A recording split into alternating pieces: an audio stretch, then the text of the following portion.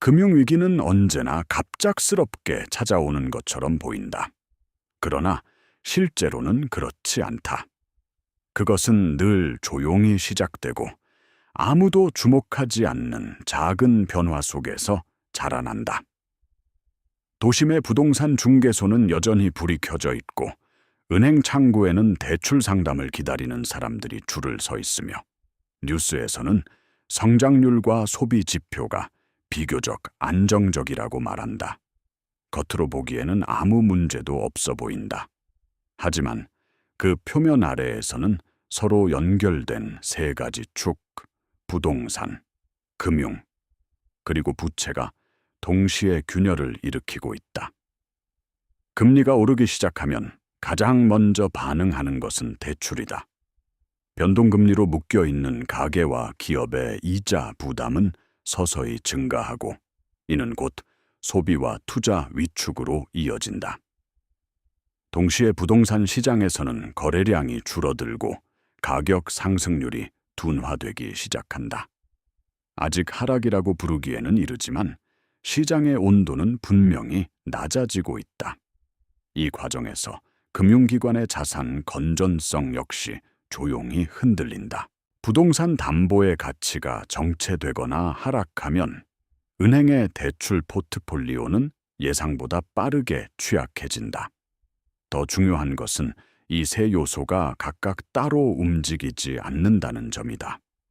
부동산 가격이 하락하면 담보 가치가 줄어들고 이는 금융기관의 대출 회수 위험을 높인다. 금융기관이 위험을 줄이기 위해 대출을 축소하면 시장의 유동성은 빠르게 마른다. 그리고 유동성이 줄어든 시장에서는 부채를 연장하거나 상환하는 것이 점점 더 어려워진다. 결국 부채는 단순한 숫자가 아니라 시스템 전체를 압박하는 구조적 위험으로 변한다. 이러한 변화는 대부분의 사람들에게 즉각적으로 체감되지 않는다. 월급은 여전히 들어오고 일상은 크게 변하지 않는다. 그러나 어느 순간 아주 작은 균열이 연결되기 시작하면서 상황은 전혀 다른 국면으로 들어간다. 그리고 그때가 되어서야 사람들은 깨닫는다. 위기는 이미 오래전부터 시작되고 있었다는 사실을. 위기의 초기, 신호는 언제나 숫자 속에 숨어 있다. 기준금리가 0.25%포인트씩 오르는 동안 대부분의 사람들은 그것을 큰 변화로 인식하지 않는다. 그러나 그 작은 변화는 금융 시스템 전체에 연쇄적인 압력을 가한다. 특히 한국처럼 가계부채 비율이 높은 경제에서는 금리 상승이 곧바로 가계의 현금 흐름을 압박한다. 주택담보대출, 전세대출, 신용대출까지 연결된 구조 속에서 이자 부담은 눈에 띄지 않게 증가한다. 환율 역시 중요한 신호다. 원화가 약세로 전환되면 외국 자본은 점점 더 빠르게 빠져나가기 시작한다. 이는 단순한 환율 변동이 아니라 국가 신뢰도와 직결된 문제다. CDS 프리미엄이 상승하기 시작하면 시장은 이미 위험을 가격에 반영하고 있다는 의미다. 그러나 대부분의 사람들은 이 지표를 체감하지 못한다. 부동산 시장에서는 거래량이 먼저 줄어든다. 가격은 쉽게 떨어지지 않지만 거래가 멈추는 순간 시장은 이미 방향을 바꾸고 있는 것이다. 그리고 거래가 멈춘 시장은 시간이 지날수록 더 큰 하락 압력을 받게 된다. 경제 충격은 단일 요인에서 발생하지 않는다. 그것은 항상 여러 변수들이 동시에 작동하면서 증폭된다. 금리 상승은 대출 부담을 키우고 이는 소비 감소로 이어진다. 소비가 줄어들면 기업의 매출이 감소하고 기업은 투자를 축소하거나 인력을 줄이게 된다. 이 과정에서 실업률이 상승하면 다시 소비가 감소하는 악순환이 발생한다. 여기에 부동산이 결합되면 상황은 더욱 복잡해진다. 부동산 가격이 하락하면 가계의 자산 가치가 줄어들고 이는 심리적 위축으로 이어진다. 사람들은 지출을 줄이고 현금을 보유하려 한다. 그 결과 시장 전체의 유동성이 급격히 감소한다. 금융기관은 이러한 변화를 가장 먼저 감지한다. 연체율이 증가하고 부실 채권이 늘어나기 시작하면 은행은 대출 기준을 강화한다. 그러나 이 조치는 이미 늦은 대응일 가능성이 높다. 왜냐하면 신용 축소는 곧바로 시장의 붕괴 속도를 가속화하기 때문이다. 1997년 IMF 외환 위기는 이러한 구조가 어떻게 작동하는지를 가장 극적으로 보여준다. 당시 한국은 단기간에 외채가 급증했고 기업들은 과도한 차입에 의존한 성장을 이어가고 있었다. 금리가 상승하고 환율이 불안해지자 외국 자본은 빠르게 이탈했다. 결정적인 순간은 유동성 위기였다. 단기 외채를 갚을 달러가 부족해지면서 국가 전체가 지급불능 상태에 직면했다. 기업은 연쇄적으로 도산했고 금융기관은 붕괴 직전까지 몰렸다. 부동산 시장 역시 급격히 냉각되며 자산 가격이 크게 하락했다. 이 사건은 단순한 금융위기가 아니었다. 그것은 부채, 금융, 그리고 실물 경제가 동시에 무너지는 전형적인 사례였다. 그리고 이 구조는 오늘날에도 크게 달라지지 않았다. 아르헨티나는 반복적인 경제 위기의 대표적인 사례다. 과도한 국가 부채와 통화 신뢰 붕괴는 환율 급락과 인플레이션 폭등으로 이어졌다. 부동산은 가치 저장 수단으로 여겨졌지만 통화 가치가 급격히 떨어지면서 시장은 왜곡되었다. 금융 시스템은 사실상 기능을 잃었고 은행 인출 제한 조치까지 시행되었다. 이는 개인의 삶에 직접적인 타격을 주었다. 예금은 보호되지 않았고 실질 구매력은 급격히 감소했다. 이 사례는 중요한 교훈을 준다. 부채가 통제되지 않을 때 금융 시스템은 더 이상 안전망이 아니라 위험의 중심이 될 수 있다는 점이다. 그리스 역시 유사한 구조를 경험했다.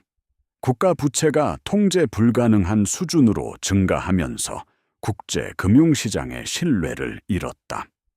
국채 금리는 급등했고 CDS 프리미엄은 위험 신호를 명확히 보여주었다. 정부는 긴축 정책을 시행했지만 이는 오히려 경제를 더 깊은 침체로 몰아넣었다. 실업률은 급등했고 부동산 시장은 붕괴했다. 금융기관은 부실화되었고 국민의 삶은 급격히 악화되었다. 이 과정에서 드러난 것은 단순한 재정 문제를 넘어선 시스템 리스크였다. 부채와 금융, 그리고 실물 경제가 동시에 압박을 받을 때 위기는 통제하기 어려워진다. 터키의 사례는 환율과 금리 정책이 어떻게 위기를 증폭시키는지를 보여준다. 비정상적인 금리 정책은 통화 신뢰를 약화시켰고 리라화는 급격히 하락했다. 환율이 급등하면 외화 부채를 가진 기업과 금융기관은 즉각적인 압박을 받는다. 이는 곧 금융 불안으로 이어지고 자본 유출을 가속화한다. 부동산 시장 역시 영향을 받는다. 외국 자본이 빠져나가고 금리가 상승하면 시장은 빠르게 위축된다. 이는 다시 금융 시스템의 불안을 확대하는 요인이 된다. 베네수엘라는 극단적인 사례다. 통화 붕괴와 초인플레이션은 경제 시스템 자체를 무너뜨렸다. 부동산은 거래가 사실상 중단되었고 금융기관은 기능을 상실했다. 부채는 의미를 잃었고 현금은 가치 저장 수단이 될 수 없었다. 사람들은 생존을 위해 다른 형태의 자산을 찾기 시작했다. 이 사례는 경제 시스템이 완전히 붕괴할 경우 어떤 일이 벌어지는지를 보여준다. 그리고 그 시작은 언제나 작은 균열이었다. 이제 다시 한국으로 돌아오면 구조는 이미 매우 복잡하게 얽혀 있다. 가계부채는 GDP 대비 높은 수준에 도달해 있고 부동산 시장은 장기간 상승 이후 조정 국면에 들어섰다. 금리가 상승하면서 대출 부담은 증가하고 있다. 특히 변동금리 비중이 높은 구조는 위험을 더욱 키운다. 동시에 환율 변동성도 확대되고 있다. 이러한 상황에서 유동성이 줄어들기 시작하면 시장은 예상보다 빠르게 경직될 수 있다. 그리고 그 변화는 생각보다 갑작스럽게 나타난다. 금융기관의 안정성 역시 중요한 변수다. 은행의 BIS 비율은 겉으로는 안정적으로 보이지만 자산의 질이 악화되면 상황은 달라진다. 부동산 담보 가치가 하락하고 연체율이 증가하면 은행의 리스크는 빠르게 확대된다. 이는 대출 축소로 이어지고 다시 시장의 유동성을 감소시킨다. 이 과정은 눈에 보이지 않게 진행되지만 일정 수준을 넘어서면 급격한 변화로 나타난다. 정부와 중앙은행은 이러한 상황을 통제하기 위해 다양한 정책을 사용한다. 금리 조정, 유동성 공급, 재정 정책 등이 대표적이다. 그러나 문제는 정책의 타이밍이다. 너무 빠르면 시장을 왜곡하고 너무 늦으면 효과가 제한된다. 특히 금리 정책은 양날의 검이다. 금리를 낮추면 부채 부담은 줄어들지만 인플레이션과 자산 버블을 자극할 수 있다. 반대로 금리를 올리면 물가는 안정되지만 금융 시스템이 압박을 받는다. 환율 방어 역시 중요한 과제다. 외환 보유액은 시장 안정의 핵심 지표지만 지속적인 자본 유출이 발생하면 방어는 점점 어려워진다. 환율이 급등하면 수입 물가가 상승하고 이는 인플레이션으로 이어진다. 동시에 기업의 비용 부담이 증가한다. 이러한 상황에서 정책 대응이 늦어지면 시장의 신뢰는 빠르게 무너진다. 개인의 삶은 이러한 변화에 가장 직접적으로 영향을 받는다. 금리가 오르면 대출 상환 부담이 증가하고 이는 가계 소비를 줄인다. 부동산 가격이 하락하면 자산 가치가 감소하고 이는 심리적 불안을 키운다. 특히 레버리지를 활용한 투자자는 더 큰 타격을 받는다. 결국 경제 위기는 숫자의 문제가 아니라 삶의 문제로 전환된다. 기업 역시 예외가 아니다. 자금 조달 비용이 증가하면 투자와 고용이 줄어든다. 이는 다시 경제 전체의 성장률을 낮춘다. 특히 중소기업은 이러한 변화에 더 취약하다. 금융 접근성이 제한된 구조에서는 작은 충격도 큰 영향을 미친다. 이러한 변화는 점진적으로 진행되지만 어느 순간 급격히 나타난다. 위기의 본질은 연결성이다. 하나의 문제가 다른 문제를 증폭시키고 그 과정에서 시스템 전체가 흔들린다. 부동산, 금융, 부채는 각각 독립적인 요소가 아니다. 그것들은 서로를 강화하고 동시에 붕괴를 가속화한다. 이 구조를 이해하지 못하면 위기는 항상 예상 밖에서 발생하는 것처럼 보인다. 그렇다면 개인은 어떻게 대응해야 할까? 가장 중요한 것은 유동성이다. 현금 흐름을 유지하는 것이 무엇보다 중요하다. 과도한 레버리지는 위기 상황에서 치명적인 위험이 될 수 있다. 특히 변동금리 대출은 반드시 관리해야 한다. 또한 자산의 분산 역시 중요하다. 단일 자산에 집중된 구조는 위험을 크게 키운다. 정보를 읽는 능력도 중요하다. 금리, 환율, CDS, 유동성 지표는 단순한 숫자가 아니다. 그것은 시장의 방향을 보여주는 신호다. 이 신호를 이해하는 사람은 위기를 준비할 수 있다. 반대로 그렇지 못한 사람은 변화에 뒤처지게 된다.